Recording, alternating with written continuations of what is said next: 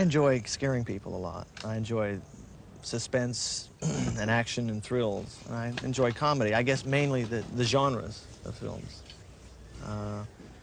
I'm big on form and structure, and within a certain context doing certain things.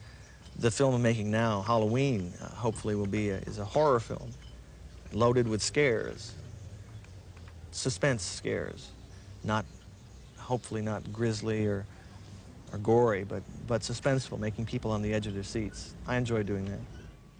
John Carpenter is a young Hollywood director who seems to be quite successful at keeping people on the edge of their seats. We talked to him last summer in Pasadena on the location of his new thriller, Halloween, which has just opened in London. The interesting thing about him was, and is, that he hustled his way into the film business pretty young. He's only 31 now, with two features that cost nothing to make, weren't thought much of by the studios, but caught on in a remarkable way internationally, to become something of a cult. His first, Dark Star, started life as a 45-minute sci-fi spoof that he and a pal made at film school for $6,000. A distributor saw it, pumped another $50,000 in, and turned it into a feature that looked as though it cost 10 times as much. They made the spacesuits out of old second-hand firemen's asbestos suits with vacuum cleaner hoses, biscuit tins, and styrofoam packing from a typewriter case. The crew have been in space for 20 Earth years, zipping about aimlessly, zapping stray, unstable planets. They're all unhinged with boredom. The skipper's dead, packed in the freezer, but still mysteriously conscious. They're troubled with a talking bomb that insists on exploding under them since, it reasons, it cannot ignore a haywire computer's signal. They're also harassed by a ship's mascot, an alien blob, which someone said looks like a beach ball with claws and a nasty sense of humor, as we'll see in a moment. This curious success was followed by a vicious, single-minded siege story, Assault on Precinct 13, a grim tale of mindless urban guerrillas who attack a police station. It deliberately had no so-called redeeming social message, and the same could be said for the new film, Halloween, which sets out simply to scare the pants off you. A criminally insane youth has broken out of his institution on All Hallows Eve and returned to the scene of his crime where, as you might expect, he sets about reducing the population. Donald Pleasence as his despairing doctor and a local sheriff gingerly inspect the deserted mansion. There's no one here. He could have seen them through this window. Standing on the front lawn, he could have seen inside. Cut. Very good. We preferred to talk to Carpenter outside rather than inside the house, and we returned first to the subject of Dark Star and how his original short version got off the ground. The 45-minute version had a plot, a very tight plotted story, and what I did was fleshed it out, made it much longer. That, I think, is the weakness of Dark Star, is that in essence, at first it wasn't a feature idea, but was made into a feature idea. Therefore, some places are very slow and episodic, which is not my kind of filmmaking. Well, go on, your kind of filmmaking. My kind of filmmaking by John Carpenter. Yes. My kind of filmmaking is a very plotted, structured film from beginning to end. I don't like episodic movies. I like a lot of form and structure. But you've already said that actually in Dark Star and in Assault, there are episodes deliberately built into it. But within the context of a plot that continues right from the first frame.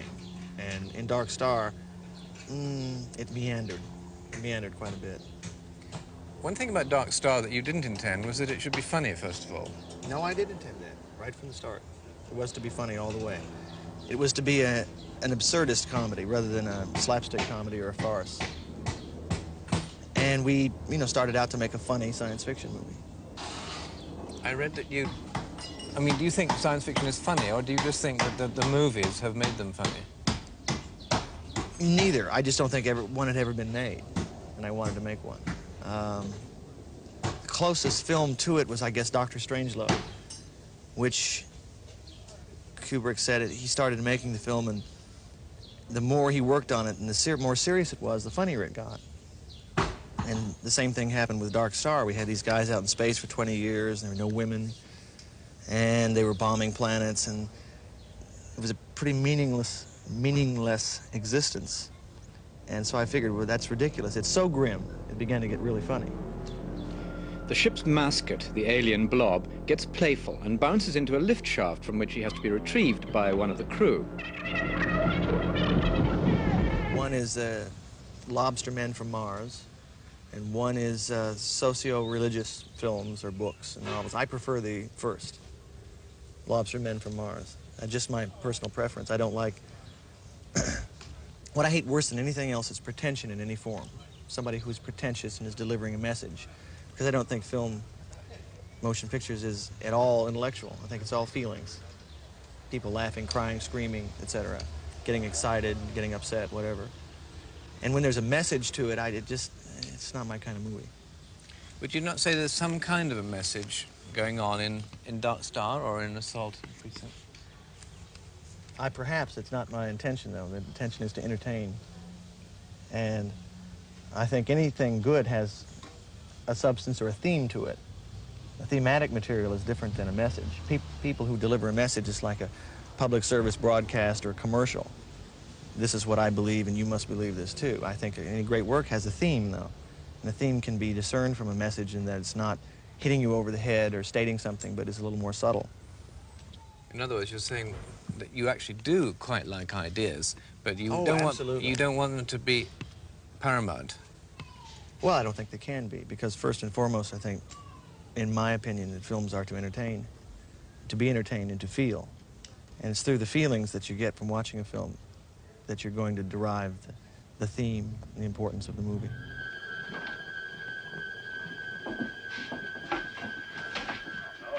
Doctor, where do you figure it's from? I don't know, Mr. Gus. Hello? From this planet? Hi, Lindsay. This is Paul. Nanny there? Here she is. Get her for me, will you? She's washing her clothes. Look, just tell her it's me, okay? Okay. What films do you go, what movies do you go to for choice, for entertainment yourself? A lot of old films, older films by Hitchcock, Hawks, Ford. I like Polanski. I like action films. I go to see most movies just to see if I can learn something. What about your contemporaries? Lucas, Spielberg, De Palma. I don't care for them. Any of them? I think George Lucas made a good film, American Graffiti. Very good. I think Steven Spielberg, Jaws was good. They made a lot of money. That's not quite the same as being good. You liked Jaws, but you didn't really like Close Encounters, no? Why? No, I didn't. I didn't care for it. And just, again, it was pretentious, and I think it got out of control, and I think he lost control of it. And there were parts of it that were not well done. I just didn't care for it as much. It didn't have a single purpose in it. It went off in several directions. And, one of the things I admire about a great work is that even if it's flawed, that the director is completely in control of it, and it is he directs the film or tells the story with a great deal of authority. And I felt that that wasn't there in Close Encounters. Can't you envisage sometimes movies being directed by people who are on the edge of experimentation with a form or with a subject and who are investigating them? I'm thinking of people like Altman in Nashville, for example, where you feel that he's stretching the boundaries of narrative. And that's one way to look at it. Another way is he's flogging around in the swamps. I don't care for Altman's work at all. I think he's not a good filmmaker. Not a good film? Not a good filmmaker. I'm in the minority. I know a lot of people respect him and like his films. I don't care for him. I think they're slightly masturbatory. I think you would like the clock to have stopped at about 1948, wouldn't you? That would be fun. That was when I was born, but I like old-fashioned movies. Red River or something. Yeah. Red River would be fine. You could go up into the 60s, but... You go as far as Rio Bravo, perhaps. You can go up to El Dorado and maybe stop there. not Lobo. Yeah. Hard man, that Carpenter. He knows what he likes anyway, and what he really likes is goodies and baddies, and no fancy-pants shilly-shallying around in between. The goodies are right and must live, the baddies are wrong and must die. The goodies have their reasons, the baddies don't. Not only that, they have no character and no identity. So on the one hand, you have nice teenage girls and boys. On the other, you have the faceless monster in the Halloween mask. Back on the Halloween location, I had a word with Donald Pleasence, who plays the killer's frightened psychiatrist, to see what he thought about Carpenter when he accepted the part. I think he's good, as far as I can see. I saw his... I've only seen one of his films. I saw Assault on Precinct 13, and I admired it a lot. There were things about it which I didn't understand, but my teenage children explained it to me when I came back. What things? Well, I do understand now, but I didn't quite understand to what extent the film was intended to be tongue-in-cheek. There were parts of it which I couldn't actually accept. As there are parts of the script which I'm now doing for John, which I can't accept. But I have to bring myself round to seeing it in his way, because it's his film, and then I can accept them. Can you be specific about that without being rude? I believe people are behaving in a way in which they couldn't possibly in real life behave. And that's always difficult, because if you're one of the people, then you're the one who's going to look like an idiot.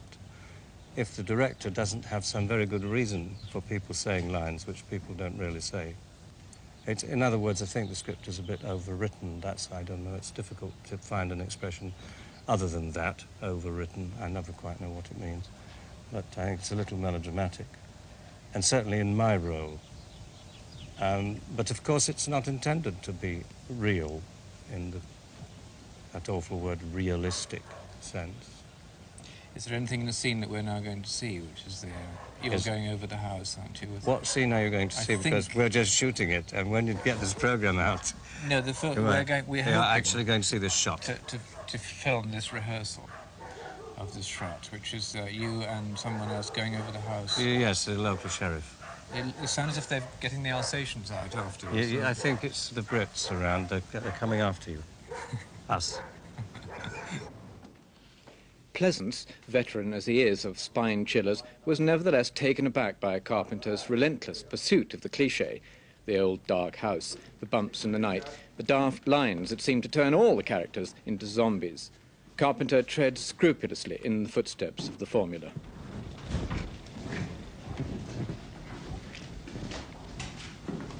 It happened here.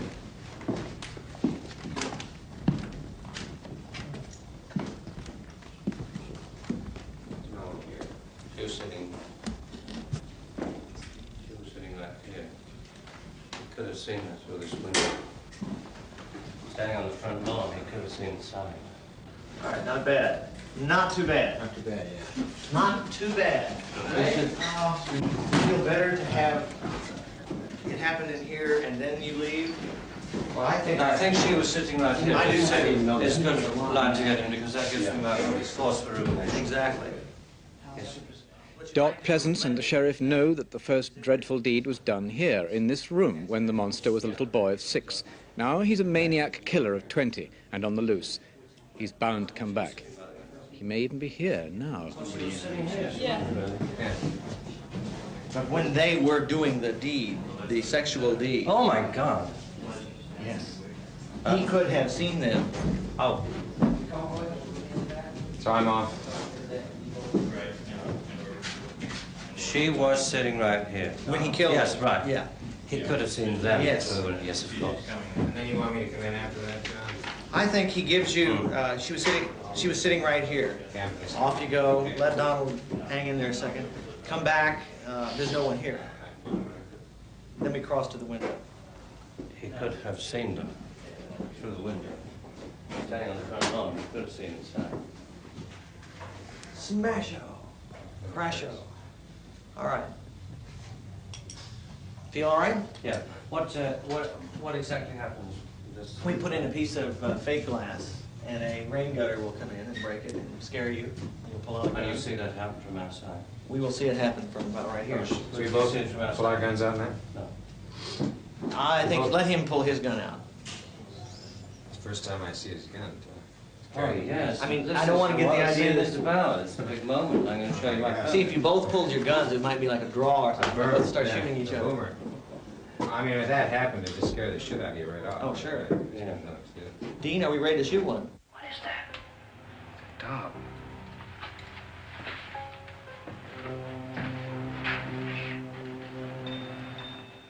still warm.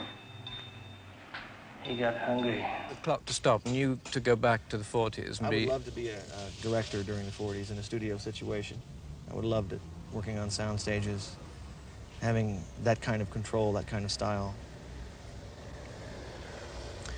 But yet a lot of the directors from those days testify to the fact that they didn't have control. Maybe it's the fantasy that I'm responding to, and the way the films looked, and the way they came off, more than the reality. I think it depends on the director. I've heard stories to the contrary, that people having complete control, and I've heard stories where it was a factory. I think you're going to get that all the time anyway, in any situation. What, do you mean that people would be confused? They're both. There are both. There are directors who do have control, and there are situations where you don't. But I could imagine a director from the 40s looking forward to the 70s and thinking, my God, if only I had the freedom that John Carpenter has to write, direct, produce, edit, write his own music. Ah, I see. No, perhaps so. Perhaps so. I hadn't thought of it that way. I, on the other hand, well, I would still like to have those freedoms, but the styles, I guess I'm talking about, of the 40s, the types of movies they made, and the types of situations. It seems to me that films have been kind of ruined by television, and by commercials especially. In the 60s, people just went crazy and forgot about form, said to hell with it. You know, we don't need a lot of structure here. And it's gotten so to the point now that when you devise a film that in style is a bit old-fashioned and it has a lot of dolly shots and the lighting is molded and is three-dimensional, and people say, well, it's phony. I don't think so. I think it's just a different style, and I'm sorry to see that style go, as it was rich with a lot of textures. And I think that's probably what I'm responding to when I say I'd like the clock to stop. I can't say I altogether agree with him that nowadays we've lost the richness and texture of style just because we've lost the simplicity of some of the old genre. You might cite as an example another new American film from a contemporary of Carpenter's, Paul Schrader, which just opened in London. It's called Blue Collar, and it's a violent, foul-mouthed story about car workers in Detroit. Schrader has previously written rather than directed. He wrote Obsession for Brian De Palma and Taxi Driver for Scorsese. The main difference between him and Carpenter is that he had very little film culture at all, or sense of tradition. His father, a strict Calvinist, didn't let him go to the movies till he was 18. But no one could accuse Taxi Driver of not being rich in texture, or Blue Collar, for that matter, for not telling a dramatic story. Here's a scene where a corrupt union boss buys off a worker who's blackmailing him by offering him a union job. Powerful, oblique storytelling, socially accurate, a script so ultra-realistic that we can't screen most of it because of the language. Blue Collar is, you might think, the very opposite of Halloween. We should be glad there's room for them both. And that's all tonight. We'll be back in 2 weeks' time with something completely different. Join us a fortnight tonight. Good night.